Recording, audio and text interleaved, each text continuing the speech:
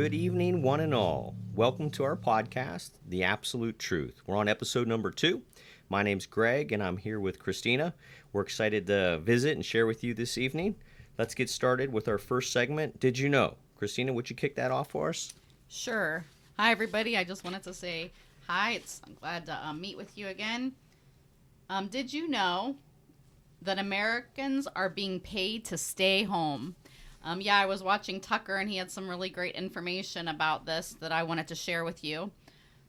Over 14 million unemployed Americans right now. The unemployment is rising every day. The employers can't find work, and restaurants are literally closing because of lack of employers. Inflation is up. Consumer goods are coming to a shortage, and here are some of the ones that are in shortage right now. Things that I would have never thought of: diapers, chicken, lumber, plastic, automobiles, generators, ammo, appliances, pork, propane tanks, and experts are saying brace for gas shortages by summer. Oil is up 12% in a month. Chicken went up 10%. Steel, 200%. Eggs, almost 5%. Beef, almost 6%. Homes, 16%. And lumber, 280, the highest ever. So if you want to build a house, it's probably not going to happen in the near future.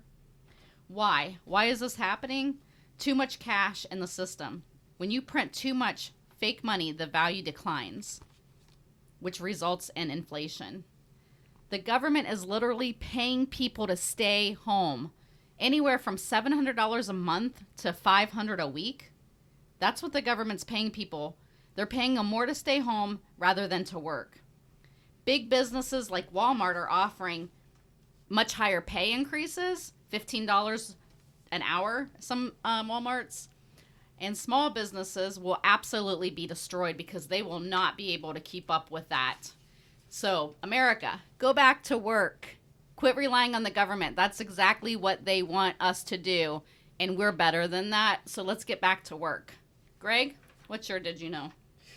Well, as of May 7, 2021, I found some information in what they call Worldometers.info.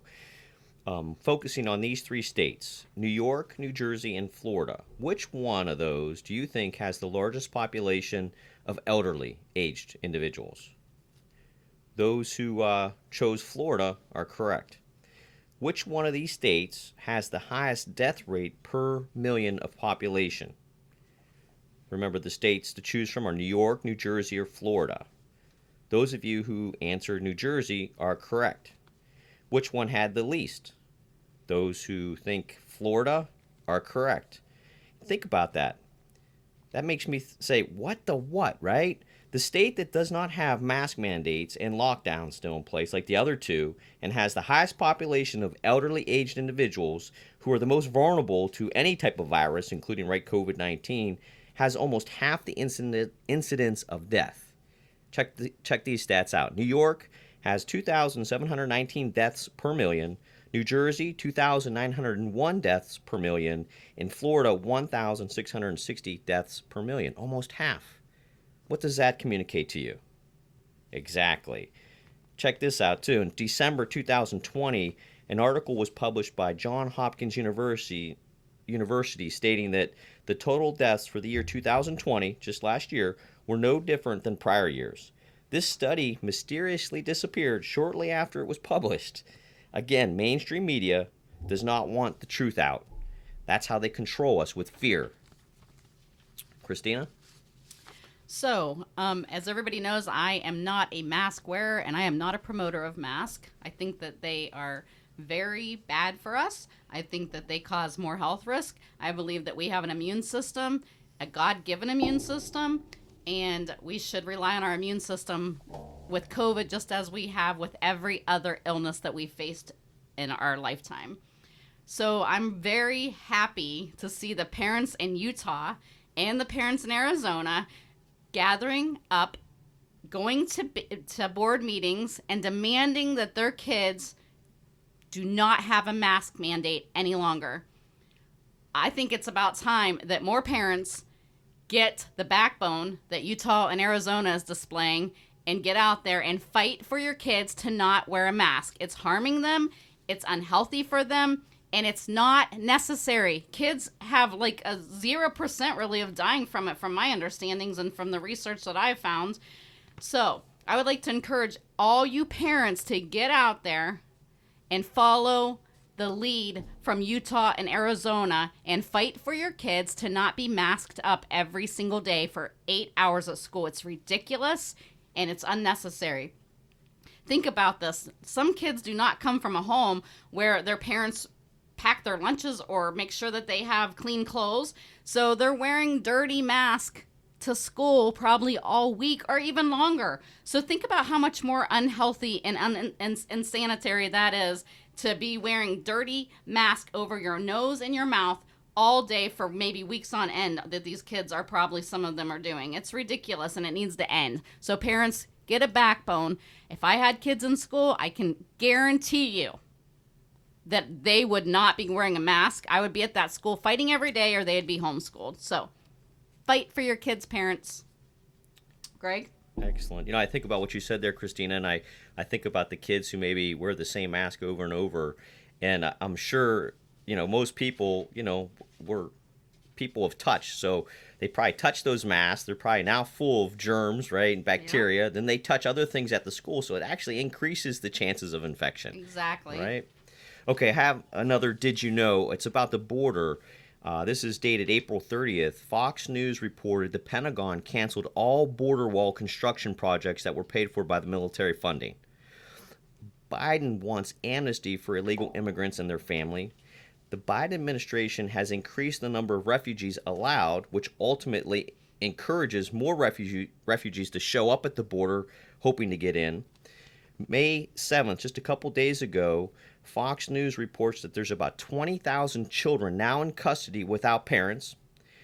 And I wanted to refer you to a video by Candace Owens she put out. We can post it on our website for you guys to get to. She went to Broward County over in Florida, and she wanted to investigate how these immigrant kids were, being treated. And she come to find that they have indoor basketball courts, an Olympic size swimming pool. They have their own hairstylist there. They have pretty much any food that they would ever want. They're being treated better than a lot of our American citizen kids. Unbelievable. March 2021, there was an article in the Insider. It showed that immigrants who were waiting at the U.S.-Mexico border were wearing Biden t-shirts. See, the mechanisms have been put in place for basically open borders. And what do you think that's going to lead to? I was listening to some news. They were interviewing a sheriff from Arizona. His name's Sheriff Lamb. He was elected in 2016. He started serving in 2017 in Pinal County. It's in Arizona. It's a pretty big county. It has the population the same as the entire state of Connecticut. And he was quoted stating, "Stop rolling out the red carpet for immigrants." He said some other things, too, that I noted, and I'm not going to share those here tonight, but I did want to refer you to something. I did some research on him, and he's part of an organization called Protect America Now. And if you go to their website, protectamericanow.com, get involved.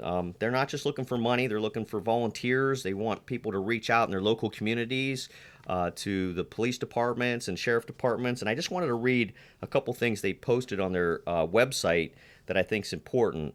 It says that they stand against those who want to trample on our Constitution and reject law and order.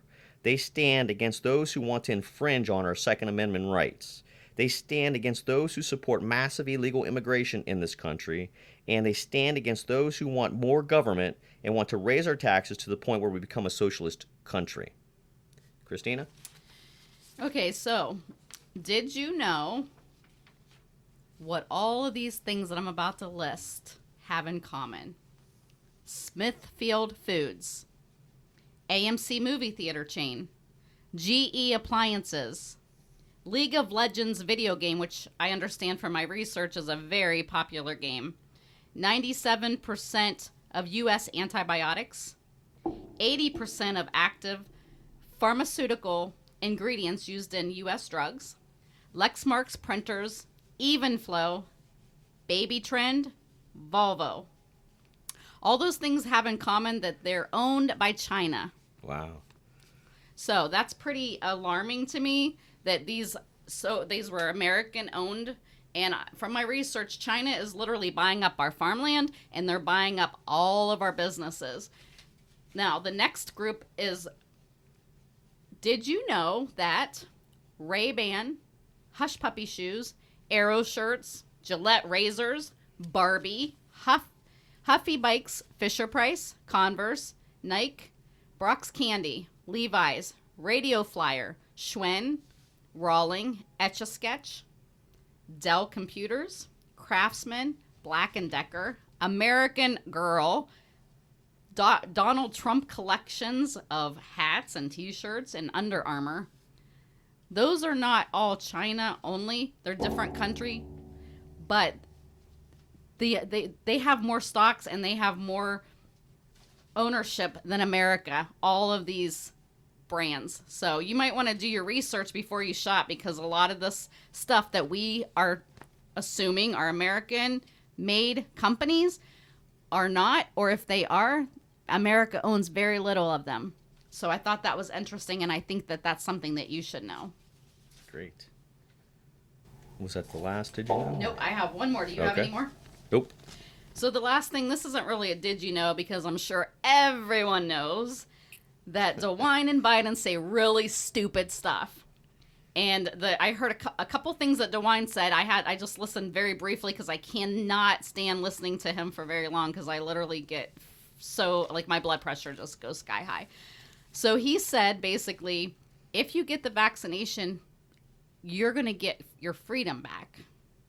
And it's your ticket back to normal. Wow. So pretty ridiculous that basically they're telling us that we have to trade our freedom in for the vaccine. That's not what freedom's all about. I hate to tell you, DeWine. Also, Biden said something that really irritated me. And he said that it's time to remember that we, the people, is actually we, the government. Sorry, Biden, not true. That's another form of trying to brainwash the Americans, that they want you to start believing that we, the people's, we, the government. Let's be smarter than that. We all know better. We know what the Constitution was written for. It was literally written for we, the people, to protect us from people like him that want to take over this country and make us a communist country. And then he also said, which I'm sure you've all heard, do your part. I'm so sick of hearing do your part. Your part is to protect yourself and your family in whatever way you think's best. If you think it's protecting your family to get the vaccination, get the vaccination. If you don't. That's why we live in America. It's called freedom. We have freedom of choice. He also said it's patriotic if you get your vaccination. Sorry, but I totally disagree. There's nothing patriotic about getting a vaccination. Ridiculous. No. So, yeah, they just, the things that they say, insane. They try to manipulate people into doing what they want in order to achieve the agenda that they want to put in place. Absolutely. Okay, well, let's transition into our hot topic discussion. We decided to use the theme, Who's Got Your Back? And I think about who's got your back and then, are you sure? The theme that we have, Who's Got Your Back, can be used for many hot topic discussions. We understand that. But for tonight, we're going to use it to discuss healthcare. And I want to preface the discussion that there's many great doctors and healthcare personnel that do a great job and have the patient's best interest at heart. However, there's those who don't. Okay, so there's some that have your back and some that don't. And those that don't could be for a few reasons. Some, I believe, have been manipulated to follow the elite's protocol. And some have been brainwashed to carry out the elite's agenda, changing America to be part of a world reset and ultimately help with that need. They need a lot of money to stay elite, and they also need the ability to control population. If you think about who's one of the main people that comes to mind that's an elite that has talked about controlling world populations. Anybody come to mind for you, Christina? Bill Gates. Bill Gates, exactly. Ding, ding, ding. So what we're going to do is we're going to take you through some stories that we remember in our life that hit home when it comes to healthcare system. One of the ones I remember most is about my mom. My mom was born back in 1940. This January 26, she would have been 81 years old. Passed away at an early age of 53. Unbelievable. Never got a chance to meet my kids. Hasn't been part of any of the celebrations over the years. Very disappointing. And even more disappointing to know that maybe she would have been around a lot longer than age 53 if she was diagnosed properly. So she died of cancer. That was a while ago, and the cancer that she was diagnosed was with bone cancer, but it started in her lungs. And about a year before her death, she went to the doctor for a checkup, and the x-rays told the doctor that it was emphysema. And ultimately, my belief is that how do you die from emphysema within basically a year after? I think it would have been best for us to get a second opinion, to look at those x-rays and ultimately know that it was probably cancer at that point. And if caught early, we would have had a better chance of my mom being around. Another example of the healthcare system involves myself. Years ago, when I was probably in my late 20s, I was having problems with digestion. I was having a lot of pains in my chest and burning sensation up into my throat. Had some blood in my stool and thought I better go get checked out. So I went to the doctor. They did some tests, some x-rays and some other tests, and they diagnosed me with acid reflux, and he prescribed a drug called Zantac. And if any of you know about Zantac, the FDA says that Zantac should be pulled from the market right now.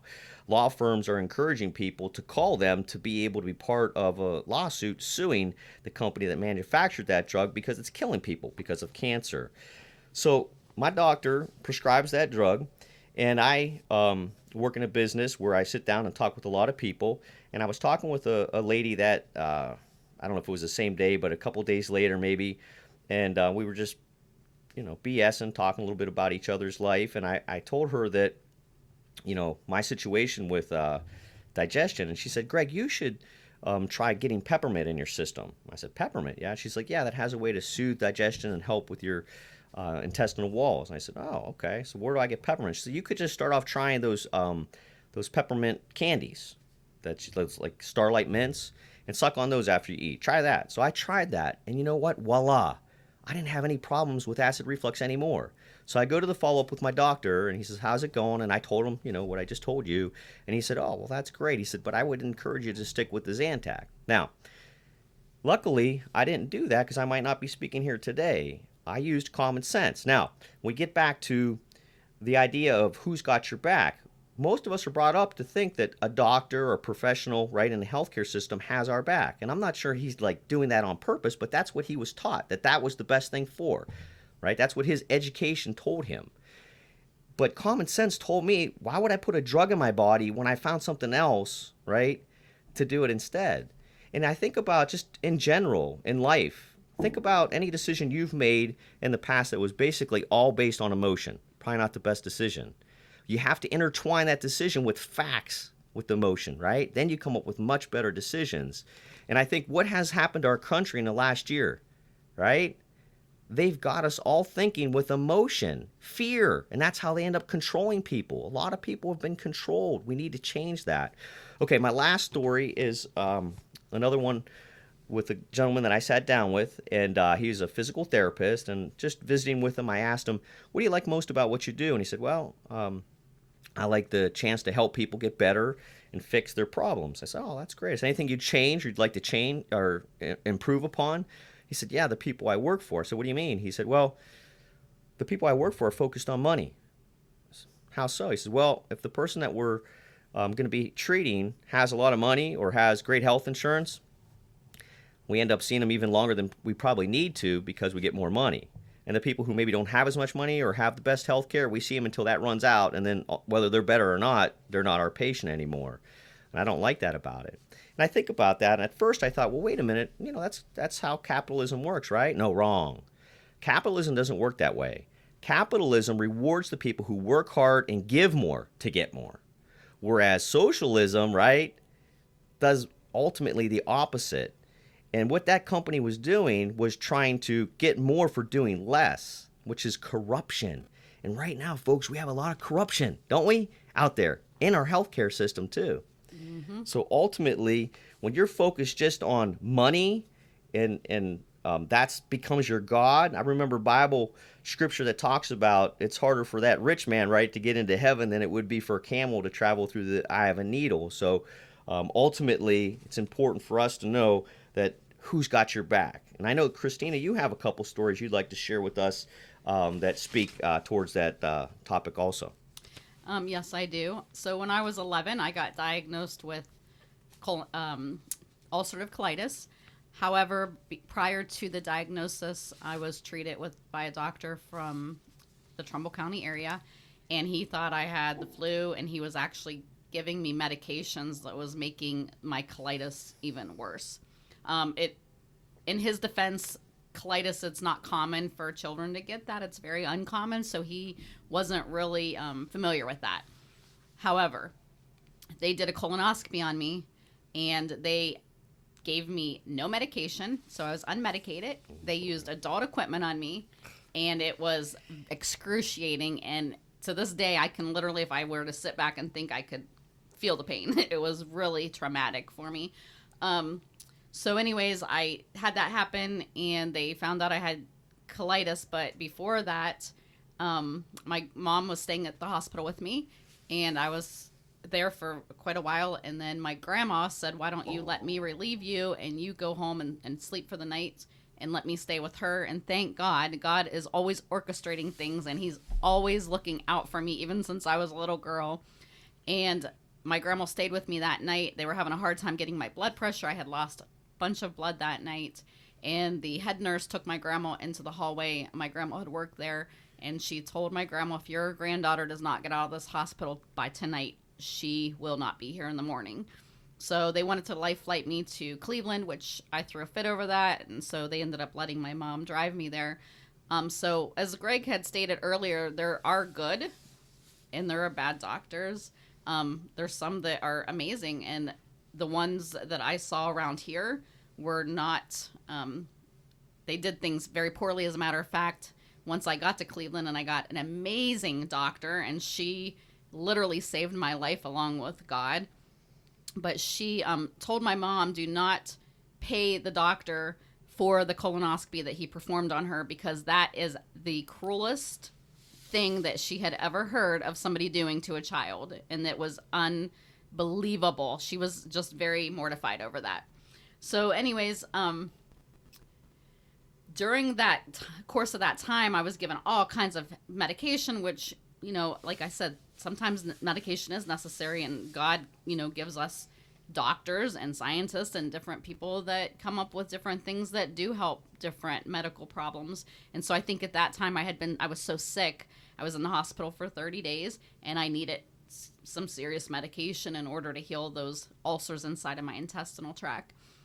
However, as I got older, I started looking to more natural things, and I found out that aloe vera was a very great cure for that. And as long as I drank my aloe vera, I didn't need my medicine. And if I had problems with that, I would drink a little aloe vera and I would be fine.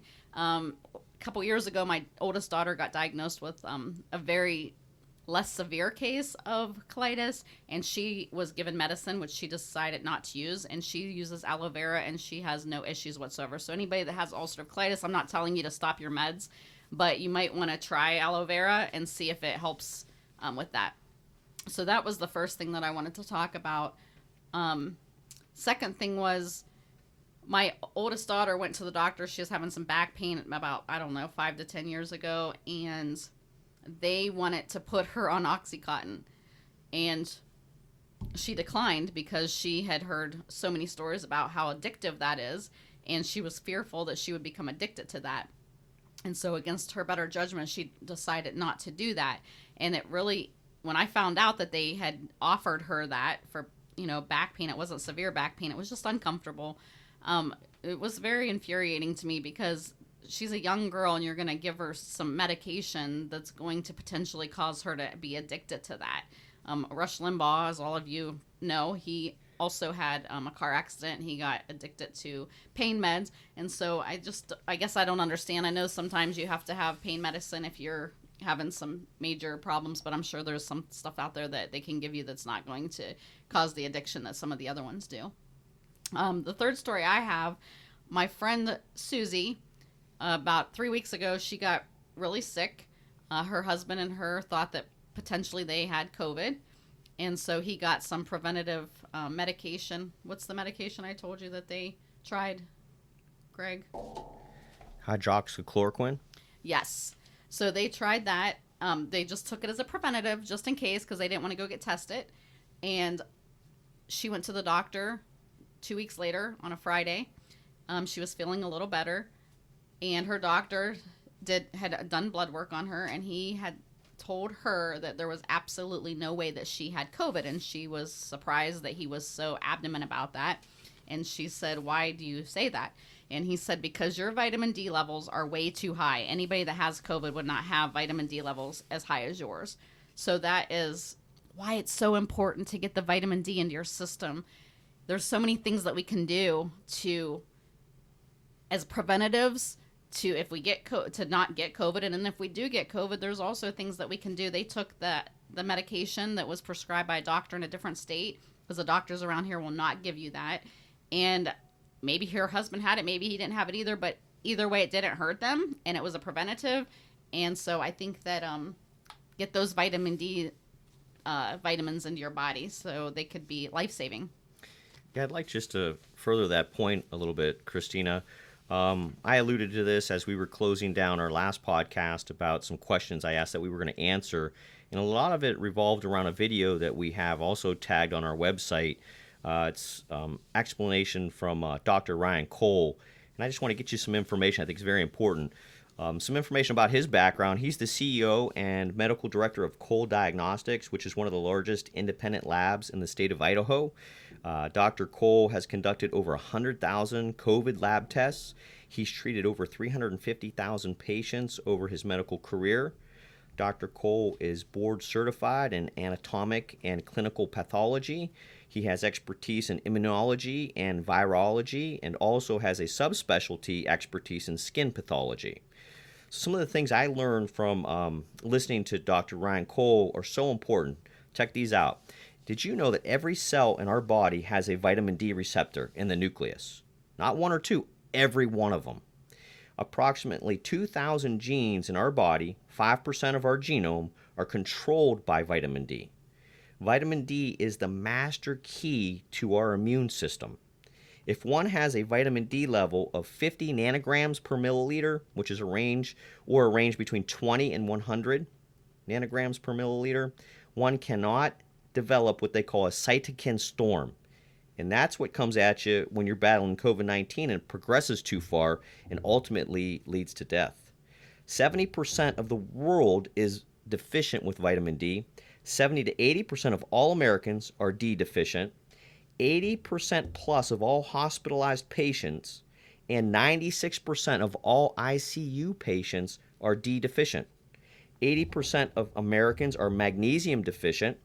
Zinc is also a key fighting ingredient when viruses come at you, and 70% of Americans are deficient with zinc. Normal vitamin D levels, if you have normal vitamin D levels, 90% chance you'll have no need to be hospitalized for COVID-19. This is something I alluded to also about the darker your skin. Did you know that the darker your skin, the less effective you are in synthesizing vitamin D? So we can't absorb it as much, right? Those who have darker skin. So even more important to make sure that you supplement with vitamin D3. And the last point I'll make on this is COVID-19 is a clotting virus. Did you know that? And vitamin D, when it's in our body at the right levels, it's anti-clotting. So it combats that. Awesome. Yes. So I think we want to continue one last story, Christina. Yeah, that was great information. And I would also like to add on that. My uncle was told that when you live in states like Ohio that you don't have a lot of sunshine, that it is impossible to get natural vitamin D. And everybody that lives in a state where you don't get a lot of sunshine, that it's very vital to your health to take vitamin D.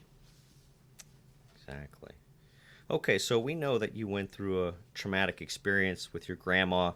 And anytime we have something that comes at us that is super bad, my opinion is if you have the right attitude, a lot of good could come from it. And I think that's your point of discussing this in detail to help others that might come, up against this. So What did you want to share with us concerning the battle that your grandma had with COVID? Well, that's right. I wanted to make sure that I could help others to not have to endure the pain and the suffering that my family did, and possibly give some life-saving information regarding the experience that we had with COVID, with my grandmother, and some of the things that we went through that should not happen. Okay. How did she contract it? So she was temporarily my mother and her and my stepfather were living with my sister, a mother having a house built, and my sister and my mom and my brother-in-law all got COVID, and she got it from them. They have 3 small children, and none of their children got it, even though the whole entire house got it, which is interesting. I don't know if people are aware of this, but first thing they did when they got her to the hospital is they gave her a COVID test, and it came out positive, so they get money for that. And then they also get money if you die from COVID. And I just realized after her death that if you die from COVID and it's on your death certificate, you get a $9,000 reimbursement for your funeral. Wow. So instead of giving incentives for people to live, the hospitals are literally given incentives for people to die. That is not okay. Speaking of that, I know that from talking to folks that have had people go to the hospital, they basically drop their loved one off. They're not allowed anywhere near them. They're kept out of the hospital. How did that work with you and your grandma? Well, when the ambulance picked her up, my mom and my sister wanted to know exactly what hospital somebody would be able to stay with her. And they said that if she went to Trumbull, that they would allow one person to be with her. When we got to Trumbull, they wouldn't even let my mom go back into the emergency room with her. And basically they thought that we weren't going to see her again for the rest of this time. I called and spoke with the nurse, and I spoke with a doctor there, and they all said absolutely no, that my mom could not stay. Now, mind you, my mom had already had COVID. That's where she got COVID. So my mom was in no danger, and my mom is an adult, and she lives in a free country. And if she felt comfortable going into the room with my grandma, she had every right to do that. But they think that they have the right to tell you what you can and can't do. And so it was a big hassle. So me being the determined person, since my grandma was already in isolation for 2 weeks there, they kept her in quarantine in a room, and she was. When you say there, what do you mean? When she was at my sister's. Oh, okay. They put her in her room, and nobody went in there. They would drop her food off and things like that, but they stayed away from her. So she was already in isolation for 2 weeks, and I knew if she went into isolation again at the hospital and had nobody around, because I had been talking to her for those 2 weeks, and she was very lonely and she was very anxious to be around people, that if she were to be put in isolation again, she would not survive, just because she needed somebody with her. People that are sick, they need familiar faces, they need people there to encourage them, and they just need a friendly face. And so I had to end up calling the administrator eventually and pretty much begging her and explaining to her what I just had told you about the isolation, and that I felt that she would die if she didn't have somebody in there with her. And so very grateful to the administrator, very kind, and she agreed to let her stay, which she told me since COVID started, the nurses were amazed, because my mom was the only person ever allowed to stay in the hospital with a loved one for the last year. That is so disturbing to me, to think of how many people have went and got dropped off at the emergency room and never saw their loved ones again. They were dropped off and they died alone in isolation, and that is so sad to me. It breaks my heart. It is. That's horrible. When you talk about what you went through and you were able to get your mom to be with your grandma, is there some type of patient rights? I think you were telling me a little bit about that. How does that work? Yeah, the hospital wouldn't want you to know this, but you need to know this. It's in, so if you go to the hospital website, there's a patient rights thing, and there's you can probably get pamphlets there at the hospital as well. But in the patient's right, it says that you are allowed to have a loved one with you for comfort and support during the course of your stay. And there's no exceptions to that. It doesn't say if it's contagious or any kind of exceptions. It literally says that is your right to have somebody in the room with you. So if you have a loved one and they tell you that you're not allowed, you need to get on the page, find it, highlight it, take it in, and demand it. They're not going to tell you this. You have to fight for the things that are your rights. Unfortunately, our rights aren't given to us freely anymore. If you want it, you have to fight for it. And your family, being alone is worth you going in there and fighting whoever for how long you have to make it happen. Okay, well, let me ask you, like, the decisions, the protocols that the hospitals have to treat COVID patients. Were there pieces of information in that pamphlet or that material you read through that give patients any type of choice of what protocol they have to follow, or do they have to follow the doctor or the hospital's protocol? No, we had a really big problem getting her on the medications that her family chose after we did a lot of research. And so I decided to research the patient rights even further. And as I researched it, it's also states in there that you have a right to choose the care that you want. Doctors do not like this, and they do not want you to do this because a lot of them think that they know everything and they don't want to be challenged. Now, do they know more than we do? Yes, they do. However, there are a lot of doctors that have opposing opinions to theirs. And if you feel like another doctor has a treatment that you think would be better, then that is your right to demand that treatment. And people don't know that. A lot of people go and they just do whatever the doctor tells them to do. And I know there are a lot of people that think that that's the best thing, and it's not. You do your research. Everybody's body's different. We know our bodies, and we know what's best for us. We know better. I know what's better for me than doctors. There's some things when I had surgery a couple years ago, they gave me Percocet. And I knew I could not take a whole Percocet, even though everybody was encouraging it. I finally took a half of one before I left the hospital, and it knocked me completely out. If I'd have taken a whole one, it could have, I don't know what would have happened. It would have probably knocked me out for days. So we know our bodies better than anybody else. Do not let people force you into making decisions about your health care that you do not want to do, because you can choose your own care. I think you told me that you reached out to one of the doctors that we have some videos posted on our website about, and actually we ended up getting a chance to talk to him and get some guidance from him. What was it that you found out from him? Yeah, so there's a doctor in Texas, and he is a great doctor. It ended up, throughout the research, called him to get a protocol, and he wasn't in his office, and the secretary, I think, accidentally gave us his cell phone number. And I was able to talk directly to him, and he gave the protocol, and his protocol was 100% effective. He had people that were on respirators that literally came off of them with the treatment that he had put together. And he told me that he had people coming into the emergency room, and they were not able to breathe, and they were going to die. And he literally went in his office, and he prayed and asked God to help him figure out what to do for them. And he said, this treatment popped in my head, and I know it was from God, and so I did it, and it worked on every patient. So then the infectious disease doctor, from my understanding, is supposed to take over the cases of COVID when you go in there, at least at this hospital. That's how it works.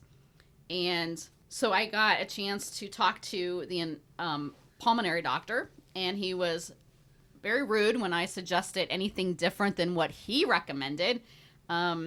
He was not interested in the protocol that I had mentioned that this doctor had 100% effectiveness with. And I asked him if he had lost any patients due to COVID, and he said he had. And I said, well, then why would we want to do your protocol when you've lost patients, when we have a doctor that has a protocol with 100% effectiveness?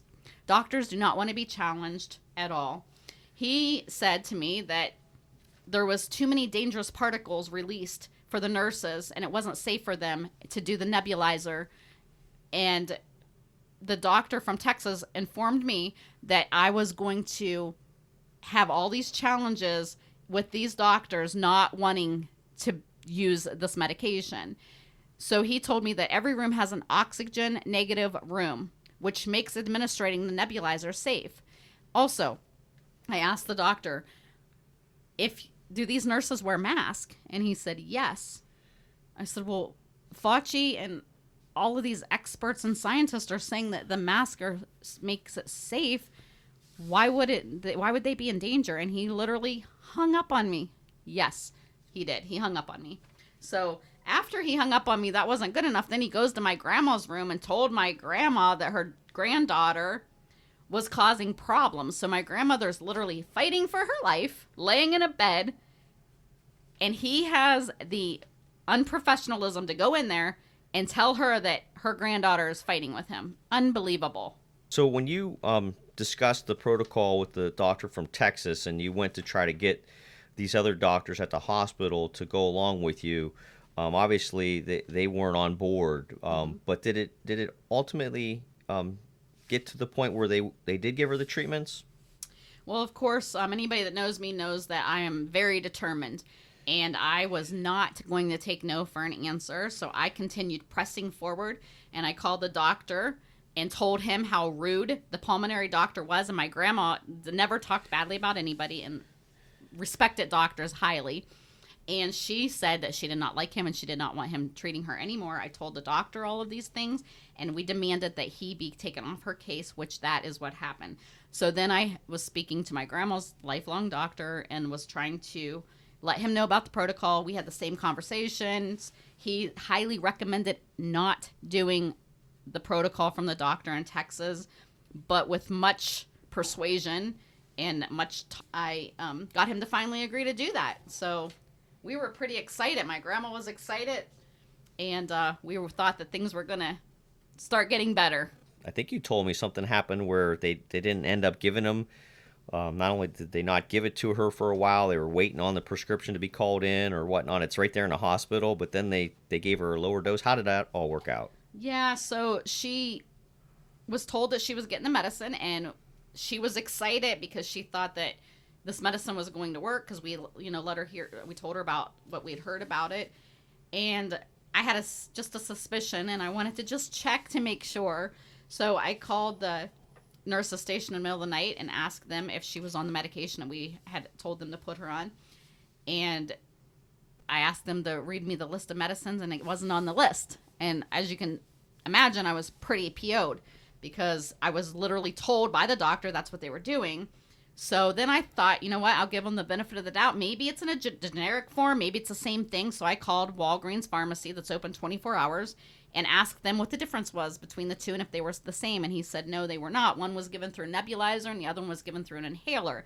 When a medication is given through a nebulizer, 60% of it gets into your lungs versus an inhaler at 10%. Well, she was very ill. She needed the 60% in her lungs. Plus, it was not the same. One had 2 steroids and one had none. So first thing the next morning, as soon as the doctor's office opened, I called him and I wanted to know why she wasn't given the medicine that he clearly told us that he was going to give her. He told me that it was the same thing. Little did he know that I did my research that night, and I told him no, and I gave him the reasons, what I knew that I had found out and discovered through calling the pharmacy, and he admitted that yes, they're not actually the same. So then he assured my mom that and me that he would go ahead and give her the medicine. And guess what? My mom took a picture of the medicine, and it still wasn't the right medicine. So again, we talked to him and we are like, what is going on? This is the second time that we were told that she was going to be given a medication and she wasn't given the proper medication. So then he says, we're going to give her the medication. Well, as you can imagine, at this time, we have literally zero trust in anything the doctor says because they have lied to us on multiple occasions. So finally, after like the 4th day, she gets the medication. So we're so excited. And my mom said that she saw them bring it in. So then I called and found out what the dosages was. Well, she's supposed to have 1 milligram every 6 hours, and she was getting 0.5 milligrams every 12 hours. So she's getting 1/4 of the dose in a whole day. So what do you think I had to do? Call the doctor again.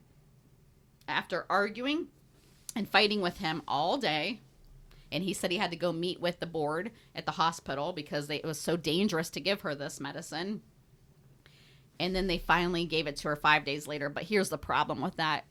So once she got to the hospital, she was already very ill. So she needed the medicine when we were told she was going to get it 5 days prior to when she had been administered the medicine. So all those days were wasted that she could have been getting better.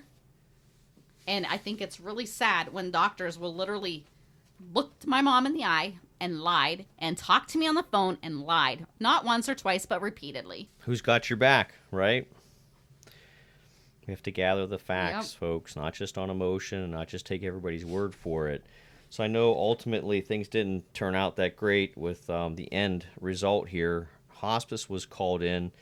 And how did that all play out there, Christina? Well, called in because my grandma, after all this time, was really getting tired, and she wanted to go home. We were going to get her on hospice just to get the oxygen to get her home, and the doctor said that they couldn't give her that high dosage of oxygen for her to go home on. So once she heard that, she said she was done fighting and she didn't want to fight anymore. And so, of course, once that happened, guess what? It wasn't contagious anymore, I guess, because we were all allowed to go in there and as many as we wanted for as long as we wanted. And so, yeah, we went in there and we got to see her. In the same room? Yep, we were all in the same room with How many my grandma. people were in the room? There were people coming throughout the whole few hours. There was times when there was 10 or more people in the room. Oh, wow. So, yeah, it was fine once, I'm grateful. Don't get me wrong. I'm grateful because I would have got in there one way or another. If I'd had to put scrubs on and sneak in there, I was going to get in there to see my grandma before she passed. But I just wanted to say that it's really unfortunate that you have to wait until somebody's literally on their deathbed before you're allowed to see them. Yeah, I agree. I think that if they would have followed that protocol that they had there in the beginning and you guys would have been able to have somebody besides your mom with your grandma at times, we would have had a much different result, and we'd still have your mom here, or your grandma here, yep, I should say. Absolutely. So I just want to say, and there's a lot more I could say, and I have a video if you want more detail on that, but bottom line is this: refer to the home page on the hospital's website. You'll see your patient rights, and they will not tell you the things that I'm telling you, but I'm telling you, fight for your loved ones. Fight to be in there with them. Nobody should die alone, and nobody should be in a hospital bed sick alone. I thought my grandma would survive this. I literally thought for sure that she was going to live, and I think that she would absolutely have lived had she been given the proper medication when she got to the hospital. And please do not listen to nonsense about your patient rights. Just make sure you get in there with your loved ones and make sure that they're not in there alone, because people need familiar faces, and they need their loved ones when they're going through this kind of stuff. And I can tell you one other thing: her death will not be in vain, because I'm going to make sure that other people hear about this and other people will know that they can get different treatments. And a lot of times, if you can just, there's many doctors in other states that will call the medication in for you, and if you don't wait so long, you can be given the medication at home and you don't even have to go to the hospital, which is the best case scenario. However, if you feel that you need to go, absolutely need to go. And one way to know is if you check your oxygen level. If it's getting low, you absolutely got to get to the hospital, unfortunately. Yeah, and I think about your story, Christina. I think about your grandma, and it's so important to have somebody, a loved one, and to be able to replace that loved one with them in the hospital, because your grandma didn't even get to the stage of being put on a ventilator. No. Right? No. So ultimately, it had a lot to do with just being worn out and having to fight so long without the proper medicine being given to her early on. Yes. And it was just a difficult and a horrible situation. Yes, it was. But as we start to wind down and finish up tonight, I wanted to get into our third segment, which is the Bible verse. I know you put some time in reading through some different Bible verses and came up with one for us to hear about and meditate on through the week. Would you share that with us? Sure. So I thought the Bible verse that would be fitting would be Isaiah 40:31. It says, "But they that wait upon the Lord shall renew their strength. They shall mount up with wings as eagles. They shall run and not be weary, and they shall walk and not faint." I know that right now, everything going on with our country, we feel very defeated. We feel like our strength is just about gone. We've been fighting for over a year for our freedoms and our rights. And it just gets very tiring. And so we need to be more like the like an eagle. And do you have anything else you want to say before? I wanted to give you some amazing things about an eagle, but I wanted to see if Greg had anything else he'd like to say before I got into that. Well, I think all of us have to make sure we put time into our schedule. Before you go to bed, you should read the Bible verse in Isaiah. Before you start your day, start on purpose putting good information in your mind. And when Christina gives you more information about the eagle, wow, it's fascinating. Check this out. So yeah, eagles are very majestic birds. The more I researched them, the more I was amazed by them. They're just amazing, amazing birds. And I'm going to give you some things that I'm sure that you'll enjoy to hear about the eagle as well. So eagles are generally seen as symbols of power, ego, freedom, prowess, independence, self-reliance. They represent beauty, honor, courage, determination, bravery, and elegance. And I think that in this time that we're going through, all of the things that we're going through in our country, we all need to have those same exact symbols in our life. Another thing about eagles is they have amazing vision. Eagles have strong and sharp vision. They can identify their prey and focus on it until they get it. Likewise, an eagle, by the power of its spectacular vision, can spot an enemy from afar and deter him from approaching and encouraging to its nest to harm its young ones. So they have such great vision, and we need to have vision to see what is going on in this country and be able to spot it and fight to eliminate it. Number 2, eagles are fearless. The eagle has no fear of adversity. We need to be like the eagles and have a fearless spirit of a conqueror. An eagle will never surrender to the size or strength of its prey. It will never surrender or relent fighting its predator. So we need also to be fearless right now so that we can conquer all of the communism that's trying to come into this country, and we can overcome it. But we got to be courageous, and we got to be fearless just like an eagle. Eagles are tenacious. Eagles are the only bird that love and cherish storms. I think this is so interesting. When a storm starts brewing, all other birds flee and scamper for safety. They take refuge in their nest and other secure places until the storm abates. In contrast, when the storm starts building, you will see eagles coming out of their rest. They take advantage of the storm to venture into the heights of the sky. In a matter of seconds, they glide higher without using their energy, but the storm's pressure. So they actually, instead of most of us, when we see storms coming, just like our country, I feel like it's a storm that's been settled on our country for over a year now. But we can take advantage of that storm, and we can rest in the fact of knowing that even though we're in a storm, we can rest like an eagle, but we're resting on God and believing in Him that everything's going to be okay and that He has this and He has our country's best interest. They take advantage of the storm, and they're the leaders of the birds. And as a leader, a lot of leaders, they face many challenges in order to rise to greatness. And so we need to utilize the storms that we have to rise to greatness. Number 4, eagles know and maintain their identity. Eagles fly at high altitude and not with sparrows or other small birds. No other bird can go the height of the eagle. Stay away from the sparrows and the ravens. Eagles fly with eagles. Eagles always fly with other eagles. You will never find an eagle in a company of crows. So basically, you want to be with like-minded people. I think it makes you feel so much better to be around people that have your same beliefs, and it's encouraging. Sometimes it gets very depressing when you're around people that are saying, oh, there's so much nonsense being said. I can't even watch the news anymore because it's nonsense after nonsense. So be around like-minded people. It keeps you encouraged and it keeps you positive. Eagles possess vitality. This is so amazing to me.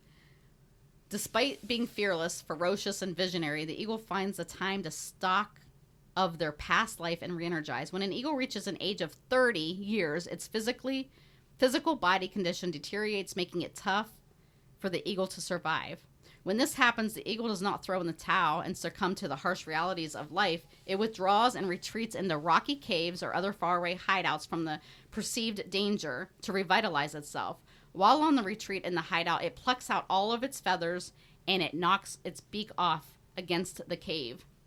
And it actually revitalizes itself, and when it stays in the cave for 5 months, it comes out and lives another 30 to 40 years. Amazing. Now can you see why we are supposed to mount up like wings of eagles? I just think that that's amazing. So It is, and I think that's why we have a segment in our podcast that encourages people to keep putting that new vitality into your life with your thoughts. Your thoughts are so important in your life. It actually determines, whether the outcome you want comes into fruition or it doesn't. Now, next week, we want to continue our healthcare theme. We're hopefully going to have a special guest that has been part of our movement here in the Valley who has a personal story about fixing or combating another illness that a lot of people ultimately are affected by, and that's cancer. Did you guys know that 51% of all men, their cause of death is going to be from cancer, and 34% of all women, their cause of death is going to be from cancer? So it's unfortunate that we have to battle against that, but there are things that we've learned that can definitely help people. And I think there's something else that you're going to mention, that announcement, special exciting announcement next week. Is that happening next week, Christina? yeah, so next week I have a very exciting announcement. I can't wait to share with everybody. So make sure you tune in to see what the announcement is. And I'm going to say a quick prayer with you. And then I just wanted to say before I pray, though, it's Mother's Day weekend. I wanted to wish all the mothers a very happy Mother's Day. Happy Mother's Day. And I wanted to also say this is for emotional time for some people. And some people don't have a mother, their mother passed. Maybe you have some issues with your mother. Maybe you were unable to have children. Maybe you had miscarriages. So if you are a mother and you are blessed with your mother, you're blessed with children, pay it forward. Fill that void for somebody else, because not everybody's as fortunate to have all of those things. And so if you do, maybe step up to the plate and be that person for somebody that doesn't have that person. So anyways, just want to shout out to all the mothers. There's a lot of amazing mothers out there. Mothers' work is never done. So Lord, we just want to thank you so much for this podcast so that we're able to reach people and to help people and to teach them the truths that are not being taught to them through mainstream media. Mainstream media is lying to everybody, and a lot of people have their blinders on. And Lord, we're asking you, as we have these podcasts, that you will remove the blindfold from people's eyes, and you'll help them to refocus on you and help them to get the characteristics of an eagle, because eagles are so majestic and they are so amazing. And Lord, you've created us to be amazing. And I just pray that you would just help our country, help the people to get courageous and start fighting for their freedoms, and just bless America. In Jesus' name we pray. Amen. Amen. Good job. We're looking forward to talking to you next week. Remember, we're a team. We need to spread the word, get more people to hear about this so we can continue growing the movement. We'll see you next week.